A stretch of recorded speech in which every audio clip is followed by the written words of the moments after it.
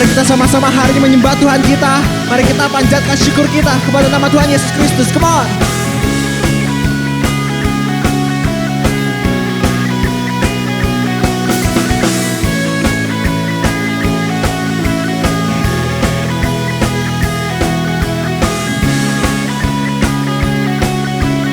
Mari kita sama-sama nyanyikan. Kau batu karang yang teguh, kota benteng dan perisaiku, menang kalahkan mau, pengaman yang bangkit dan hidup.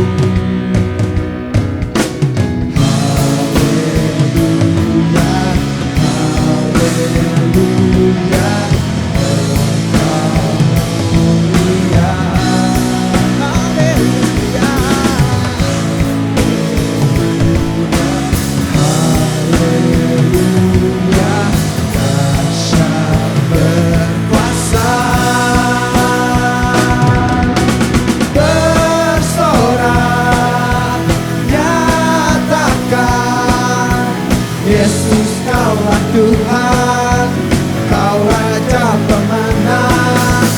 Bersorak, masyurkan.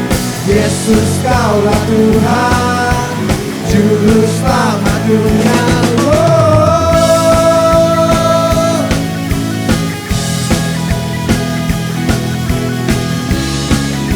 Mari kita bawa lagu ini sebagai pernyataan iman kita. Kau Yesus batu penjuru, darimulah keselamatanku, menang kalahkan mau, penyelamat yang bangkit dan hidup. Haleluya.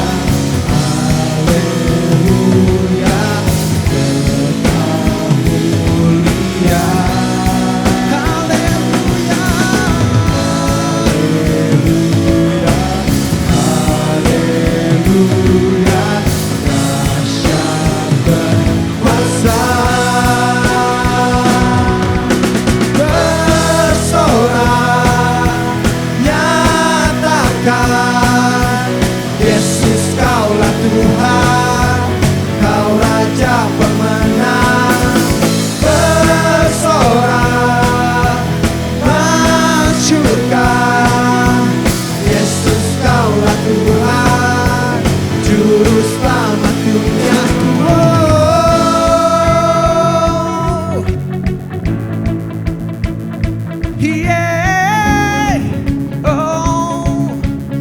Hari ini kami meninggikan nama-Mu Bapa. Thank you Jesus.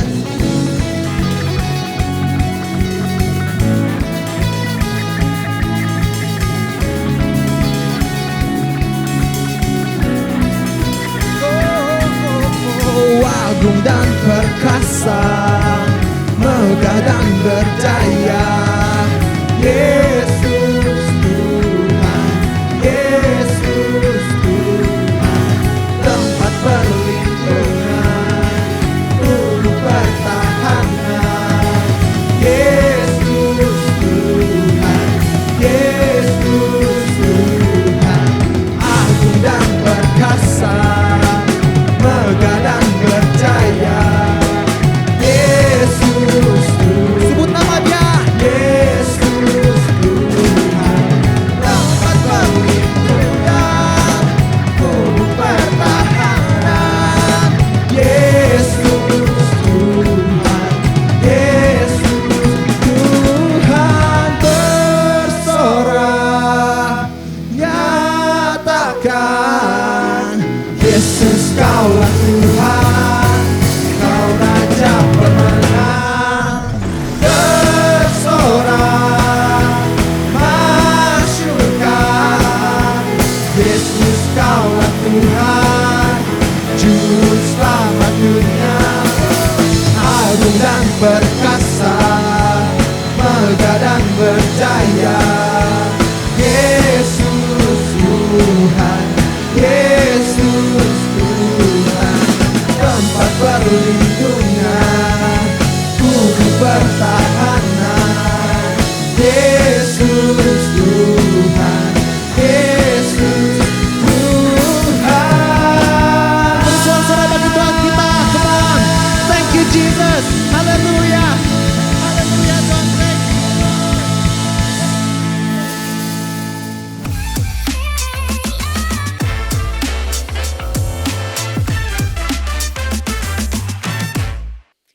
students, welcome back to Radiant Student Online Service.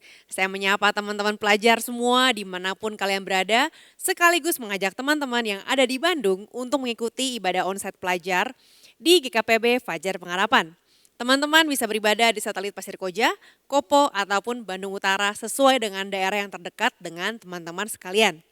Kita mau sama-sama siapkan hati untuk mendengar firman Tuhan. Let's pray.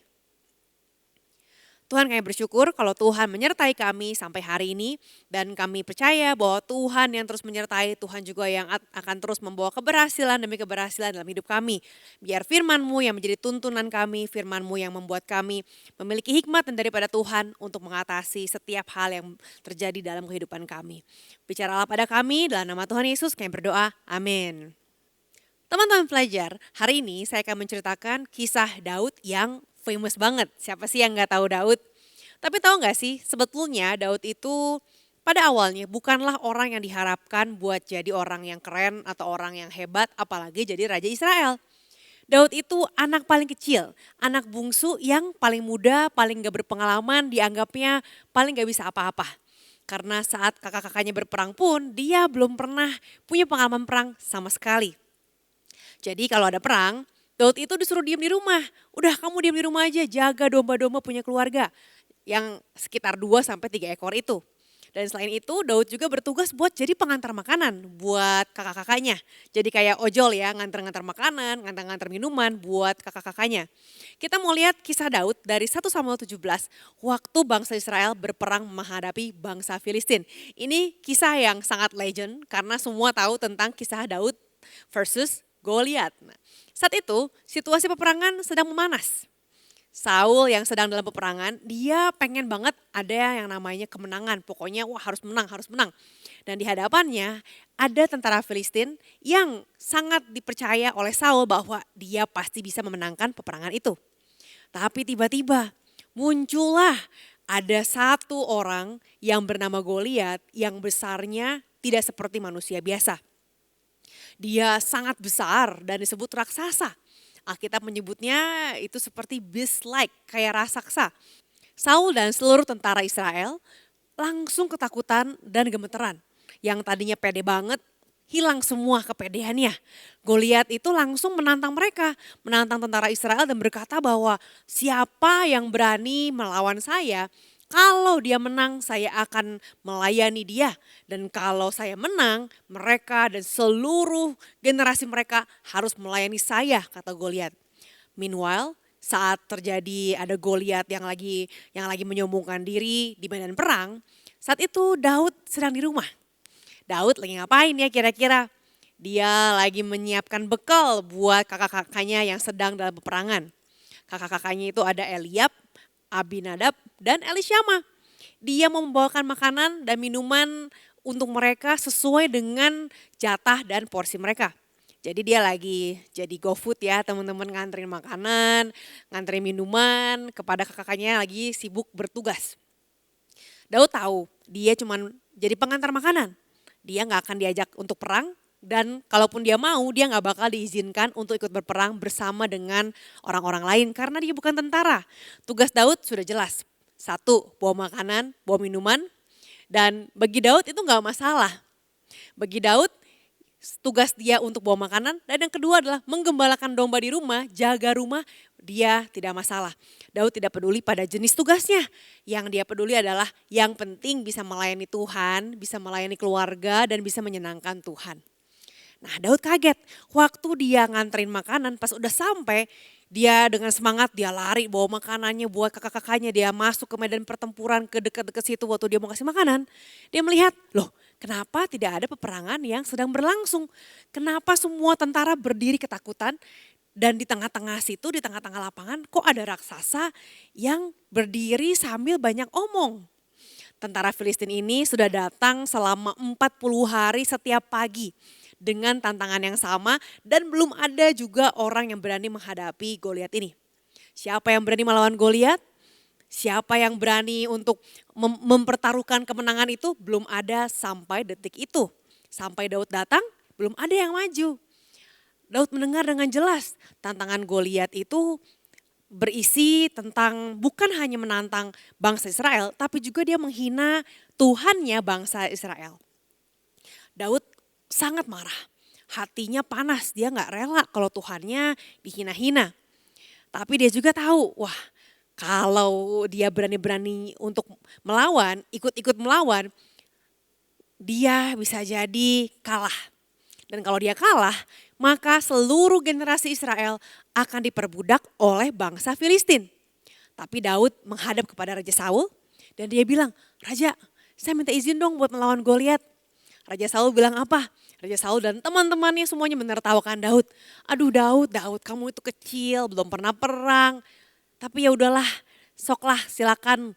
Karena dari kemarin 40 hari belum ada yang berani, Daud adalah orang pertama yang berani." Akhirnya Saul bilang, "Oke deh kalau gitu nih kamu pakai jubah peperangan yang saya punya ya," kata Saul. Daud bilang gini, bagi Daud kenapa dia mau melindungi bangsanya? Dia mau melindungi bangsa Israel seperti ketika dia melindungi domba-dombanya dari serangan serigala dan singa. Dan Daud bilang, seperti saya melindungi domba-domba saya, begitu juga saya akan berperang untuk melindungi bangsa saya. Akhirnya Saul bilang, wah kamu sangat berjiwa kebangsaan ya. Nih pakai deh jubah saya, pakaian perang saya. Ini ada topi perang saya. Dan teman-teman tahu, Daud itu kecil. Tidak sebesar, tidak setinggi Raja Saul. Tidak sebesar, tidak setinggi kakak-kakaknya. Bagi Daud, baju itu terlalu berat. Daud bilang, aduh mohon maaf Raja Saul, ini memang bagus tapi bagi saya ini malah keberatan. Dan kalau saya pakai ini bukan jadi penolong malah jadi beban buat saya. Daud mengatakan yang jadi senjata saya ini aja deh. Ini tongkat punya saya, ini ketapel punya saya. Ini yang biasa saya pakai untuk membela, untuk menjaga domba-domba saya. Daud sudah terbiasa berperang dengan singa dan beruang yang berukuran jauh lebih besar daripada dirinya. Jadi ketika Daud melihat Goliat, ia berperang seperti seorang gembala yang melindungi domba-dombanya dengan segala cara. Daud pun akhirnya melemparkan batu yang ada di ketapelnya dengan sangat presisi, dengan sangat tepat sasaran dan pas banget mengenai kepala Goliat. Tadinya Goliat itu menertawakan Daud, dia bilang, hahaha masa kamu kirim anak sekecil ini menghina ya. Tetapi waktu dia lagi sedang menertawakan Daud, kepalanya kena batu, Goliat jatuh dan dia terkalahkan. Saat itu juga tentara Israel langsung menyerbu tentara Filistin. Hari itu kemenangan ada di tangan Israel karena Tuhan menyertai Daud. Kisah Daud dimulai dengan kemenangan Daud, sang gembala yang tidak berpengalaman melawan Goliat si raksasa. And long story short, setelah berbagai kisah dan berbagai drama-drama yang ada yang bisa kalian baca di firman Tuhan, seru banget teman-teman. Akhirnya Daud menjadi raja atas Israel dan menjadi seorang pemimpin yang sangat hebat. Gak kalah hebatnya adalah anak Daud yang bernama Salomo. Dikatakan di firman Tuhan kalau Salomo adalah raja yang paling berhikmat. Tidak ada lagi raja yang seberhikmat Salomo. Tidak ada lagi raja yang sehebat Salomo. Wah, kenapa bisa ya? Kita lihat rahasianya di 1 Raja-Raja 3 ayat 5. Dikatakan di Gibeon, Tuhan menampakkan diri kepada Salomo dalam mimpi pada waktu malam. Wah, Tuhan menampakkan diri kepada Salomo. Lalu apa kata Tuhan? Tuhan mengatakan, berfirmanlah Allah, mintalah apa yang hendak kuberikan kepadamu. Tuhan sendiri menampakkan diri kepada Salomo face to face. Hanya buat tanya, Mo, kamu mau minta apa? Nih papa kamu Daud udah setia pada Tuhan. Papa kamu Daud udah setia pada perjanjian Tuhan. Nah sekarang kamu anak Daud, kamu bisa mendapatkan apa aja yang kamu minta. Wah, kalau teman-teman dapat pertanyaan dari Tuhan, mintalah apa saja, kira-kira kamu akan minta apa? Kita lihat jawaban Salomo. Salomo bilang, demikianlah hambamu ini berada di tengah-tengah umatmu yang kau pilih. Suatu umat yang besar, yang tidak terhitung dan tidak terkira banyaknya. Maka berikanlah kepada hambamu ini hati yang faham. Faham menimbang perkara untuk menghakimi umatmu dengan dapat membedakan antara yang baik dan yang jahat. Sebab siapakah yang sanggup menghakimi umatmu yang sangat besar ini? Salomo gak minta harta, gak minta umur panjang, gak minta hal-hal duniawi lain. Tapi dia minta hati yang faham atau hikmat dari Tuhan. Itulah rahasia Salomo menjadi raja yang paling berhikmat yang pernah ada di Alkitab. Ayat yang ke-10. Lalu adalah baik di mata Tuhan bahwa Salomo meminta hal yang demikian. Wah, dikabulkan nih sama Tuhan permintaan Salomo ya. Jadi berfirmanlah Allah kepada Salomo, oleh karena engkau telah meminta hal yang demikian dan tidak minta umur panjang atau kekayaan atau nyawa musuhmu, melainkan minta pengertian untuk memutuskan hukum, maka sesungguhnya aku melakukan sesuai dengan permintaanmu itu.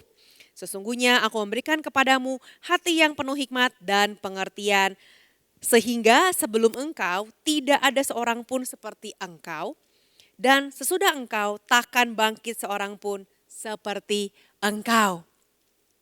Firman Tuhan terbukti. Tuhan sendiri yang mengatakan bahwa tidak ada orang yang seperti Salomo, yang berhikmat luar biasa seperti Salomo. Sebelumnya gak ada, setelahnya pun gak ada. Bahkan ayat 13 dikatakan bahwa karena kamu gak minta apa-apa yang duniawi ini, apapun yang kamu gak minta, aku berikan kepadamu. Baik kekayaan, baik kemuliaan, panjang umur, tidak akan ada seorang pun seperti engkau di antara raja-raja. Dan ini Tuhan memberikan syarat ayat 14. Jika engkau hidup menurut jalan yang kutunjukkan dan tetap mengikuti segala ketetapan dan perintahku, sama seperti ayahmu Daud, maka aku akan memperpanjang umurmu. Tuhan tidak pernah lupa akan apa yang dilakukan oleh Daud, akan apa yang dilakukan oleh generasi sebelum Salomo. Our God is God of generations. Tuhan peduli pada generasi demi generasi. Di sini Tuhan menampakkan diri kepada Salomo bukan hanya sekali, tapi 2 kali. Hanya kepada Salomo saja, satu-satunya Raja Israel yang Tuhan pernah menampakkan diri 2 kali. Yang kedua kita lihat di 1 Raja-Raja 9 ayat yang pertama. Ketika Salomo selesai mendirikan rumah Tuhan dan istana raja dan membuat segala yang diinginkannya, maka Tuhan menampakkan diri kepada Salomo untuk kedua kalinya seperti ia sudah menampakkan diri kepadanya di Gibeon. Yang kali ini setelah Salomo selesai mendirikan rumah Tuhan dan selesai mendirikan istana, Tuhan menampakkan diri lagi. Firman Tuhan, telah kudengar doa dan permohonanmu yang kau sampaikan ke hadapanku. Aku telah menguduskan rumah yang kau dirikan ini untuk membuat namaku tinggal di situ sampai selama-lamanya. Maka mataku dan hatiku akan ada di situ sepanjang masa. Wah, indah banget ya perkataan Tuhan. Indah banget apa yang jadi janji Tuhan buat Salomo. Semua kita pasti pengen dapat janji Tuhan. Dan semua kita pasti pengen untuk mendapatkan berkat dari Tuhan. Nah, Tuhan memberkati hasil usaha Salomo. Rumah Tuhan diberkati Tuhan, istana Salomo pun diberkati. Tuhan memberkati hasil usaha Salomo. Sekaligus Tuhan juga memberitahu segala hal yang harus Salomo lakukan untuk tetap berada dalam jalan Tuhan dan dalam berkat Tuhan. Tuhan berkata begini di ayat yang keempat. Jika engkau hidup di hadapanku sama seperti Daud ayahmu, lagi-lagi Tuhan mention soal ayahnya. Ada generasi demi generasi yang Tuhan sampaikan, yang Tuhan katakan bahwa kayak yang ini ya, contoh ya. Dikatakan bahwa kalau kamu ikut aku seperti ayahmu Daud dengan tulus hati dan dengan benar dan berbuat sesuai dengan segala yang kuperintahkan kepadamu. Dan jika engkau tetap mengikuti segala ketetapan dan peraturanku, maka aku akan meneguhkan tahta kerajaanmu atas Israel untuk selama-lamanya. Seperti yang telah kujanjikan kepada Daud ayahmu dengan berkata, keturunanmu takkan terputus dari tahta kerajaan Israel. Tapi jangan lupa kalau Tuhan adalah Allah yang adil dan Tuhan sudah memberi informasi lengkap kepada Salomo. Ini loh yang akan terjadi kalau kamu menurut sama Tuhan dan juga kalau kamu berbalik alias bandel dari jalan Tuhan. Ayat ke-6 dikatakan, tapi jika kamu ini dan anak-anakmu berbalik daripadaku dan tidak berpegang pada segala perintah dan ketetapanku yang telah kuberikan kepadamu dan pergi beribadah kepada Allah lain. Ini Tuhan mengatakan ini nih yang akan terjadi kalau kamu beribadah bukan pada Tuhan. Ayat ke-7 dikatakan, aku akan melenyapkan orang Israel dari atas tanah yang telah kuberikan kepada mereka. Dan rumah yang telah kukuduskan bagi namaku itu akan kubuang. Ingat rumah yang baru dibangun itu, kalau kamu gak nurut sama aku, akan kubuang rumah ini, katanya akan kubuang dari hadapanku. Maka Israel akan menjadi kiasan dan sindiran di antara segala bangsa. Dan rumah ini akan menjadi reruntuhan, sehingga setiap orang yang lewat akan tertegun, bersuit dan berkata, apakah sebabnya Tuhan berbuat dan demikian kepada negeri ini dan kepada rumah ini? Maka orang akan berkata, sebab mereka meninggalkan Tuhan, Allah mereka yang membawa nenek moyang mereka keluar dari tanah Mesir, dan sebab mereka berpegang pada Allah lain dan sujud menyembah kepadanya, beribadah kepadanya. Itulah sebabnya Tuhan mendatangkan segala malapetaka ini ke atas mereka. Wah, kok sangat bertolak belakang ya yang terjadi kalau ikut Tuhan dan kalau meninggalkan Tuhan. Nah, menurut teman-teman, kalau Salomo udah bertemu dengan Tuhan langsung, face to face, dengar dari Tuhan langsung, kira-kira Salomo akan taat atau enggak? Pasti taat ya seharusnya.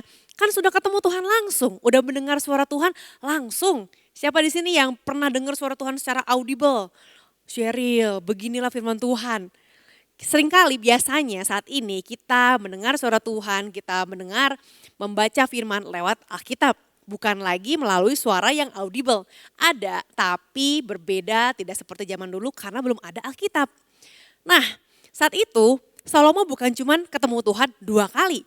Salomo bahkan sudah diberkati, sangat diberkati oleh Tuhan. Masa sih gak taat? Ternyata perkiraan kita meleset teman-teman. Salomo berbalik dari jalan Tuhan, padahal dia sudah tahu segala resikonya. Salomo adalah orang yang membangun rumah Tuhan. Tapi dia malah menjadi orang yang juga membangun kuil berhala atas permintaan para istrinya. Salomo yang katanya melebihi raja-raja sebelumnya, yang artinya melebihi Raja Daud ayahnya juga, malah meninggalkan perjanjian dengan Tuhan. Dari kisah 2 raja dengan 2 generasi, kita belajar banyak hal. Pada Salomo dikatakan bahwa ia adalah raja terhebat di Israel. Tidak pernah ada raja lain seperti dia. Tapi kepada Daud ayahnya tertulis di Alkitab. Dia adalah orang yang berkenan kepada Tuhan. Bahkan Tuhan mengatakan bahwa Daud adalah biji mata Allah. Artinya sangat dekat dan sangat dijaga oleh Tuhan. Disayang banget. Coba kalau kalian punya biji mata, dijagain gak? Pasti jangankan kalau ada orang yang mau nyolok mata kita ya, ada debu aja kita langsung tutup mata kita secara refleks. Sangat dekat dan sangat disayang oleh Tuhan. Di awal karirnya, Daud ini start dengan mengalahkan Goliat. Dia start dengan peperangan, mulai dari nol, bahkan tadinya dia jadi tukang antar makanan buat kakak-kakaknya. Sedangkan Salomo, dia memulai dengan warisan yang besar, yang banyak dari ayahnya. Dia dikenal sebagai raja yang penuh hikmat sampai dikagumi oleh banyak raja di daerah sekitar.